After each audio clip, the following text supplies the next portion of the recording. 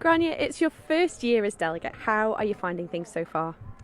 I'm really enjoying it. The first day was a little bit overwhelming, finding my feet, but you go around, you find people, you talk to them, you gather more and more information every day, and yeah, I'm feeling like I've really sussed it out a little bit now. Yeah, because there's just so much to be done. I mean, I know we're sort of like almost on holiday in France, but essentially we're coordinating a school trip of 50 people who drink alcohol. So it's pretty exciting times, and every half hour we're learning something new, aren't we? With kind of I don't know, did you know about the T-shirt that you collect over here, or did you know about that meeting at 10 o'clock? I was like, oh heck no.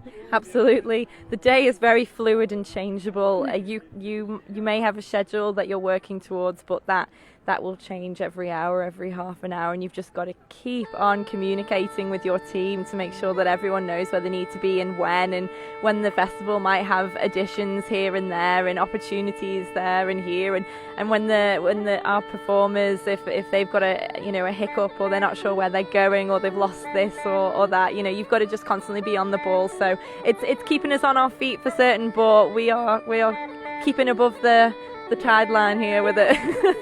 Yeah, touch wood. So far we're doing all right. And the last of our performers are arriving this evening, Kaylee and Russell, and they're playing with the Moloch band. They've got a show on tonight, haven't they? Yes, they will be coming straight into Lorient, dropping their bags off and turning back around to their first festival gig. God, love them. That's kind of the spirit of the festival as well, really, isn't it? Like you say, it's a moving feast, because there are nearly 1 million people here every year. There are so many performance venues. There are also performances done at sort of care homes and hospitals in the town. So you're on your feet all the time. It's not a case of sort of you come along and maybe you do 1 gig per day or 2 gigs per day.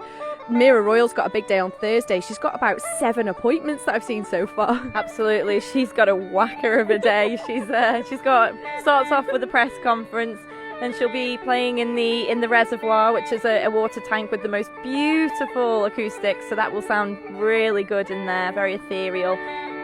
She's got a few pavilion things. She's collaborating with a Welsh harpist as well that day for Welsh language television, and then she'll round it all off in the evening with a performance at the cathedral here, and that'll be another stunning one. Yeah, and it's a sort of, the architecture around here is really modern, isn't it? It's quite sort of blocky and Bauhaus, and I'm really enjoying that part of it, because so many of the villages around this area are really sort of traditional, sort of chocolate boxy French towns, and it's quite interesting to be somewhere so different. And they've really done wonderful things with the spaces. So many places for artists to perform. Absolutely, there's a lot of concrete in Lorient, but they've dressed it up so they can be quite edgy, platforms for people to perform at, and there are pockets of old traditional buildings in Lorient, so you're not wanting for it, but yes, there is more of a post-war architectural tone here, and it is nice, and we're by the sea as well, and that's always pleasant, having your sailing masts in the background of everything. So yeah, Lorient's got its own unique charm to it and unique character.